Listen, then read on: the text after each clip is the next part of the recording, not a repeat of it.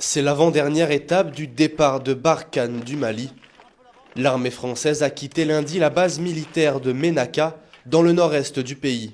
Ouverte en 2018, la base de Ménaka hébergeait les forces spéciales françaises qui aidaient jusqu'ici l'armée malienne à gagner en autonomie et combattre les groupes djihadistes.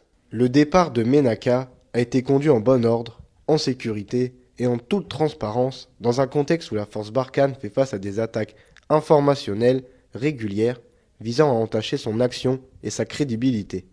Mais les rapports entre Bamako et Paris se sont dégradés ces derniers mois. Après 9 ans de présence ininterrompue, les militaires français quitteront définitivement le Mali à la fin de l'été. Ce retrait de l'armée française du Mali inquiète notamment l'ONU, qui estime que la situation sécuritaire ne va faire qu'empirer. Depuis le début de cette année, nous avons constaté une détérioration de la zone des trois frontières, avec des effets conséquents sur les régions de Ménaka et de Gao.